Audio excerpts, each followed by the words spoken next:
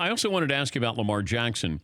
We know that he has this ability. I don't know if it's sustainable to be able to run the ball 27 times, but if you were John Harbaugh, both quarterbacks are healthy, and you may be coaching for your job in Baltimore, what would you do at the quarterbacking position? Well, yeah, Lamar is. You watch him. We see what his development looks like. He's developing into a quarterback that is learning the NFL game. And in the meantime, they're saying, be who you are.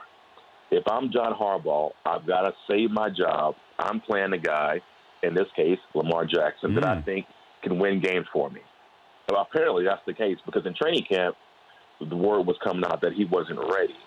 And you have RG3 on the bench, and you've got some, people probably are thinking of RG3 of old, but I don't know. The last time I saw RG3 in the preseason, he looked pretty good to me. So they obviously feel that Lamar Jackson is a better option for them and that he can give them wins right now. And typically, Dan, you know how it is. That young quarterback who can use his feet, he's gonna be able to get you out of a lot of bad situations, make some plays, and you sort of ride that.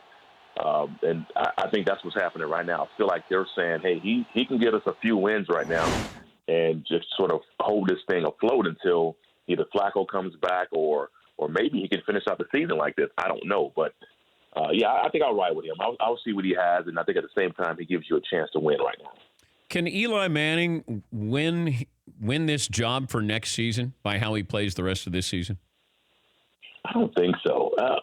I know people are looking at Eli and they look at his resumes, won 2 Super Bowls, and obviously being a Manning, he's had a decent career. For the last couple of years, Eli hasn't played to where you say we don't need to find another quarterback. They need to have somebody ready to replace Eli, and that to me that starts now. Even if you finish out this year and he looked great, I think you still are going into next year saying we've got to find a replacement for Eli. Because if you don't, we know we've seen stretches in his career where he hasn't looked great at all, and then we start to hear the questions about whether he's done or not. And if those questions surface next year, you want to be prepared with a quarterback that you can put in there and feel good about it. So I don't think this year what he does the remaining of this year will impact whether they find a new quarterback or not. I think they have to go find another quarterback regardless of how he finishes out. For more Dan Patrick Show, tune to Audience Channel 239 on DirecTV or download the Dan Patrick Show app.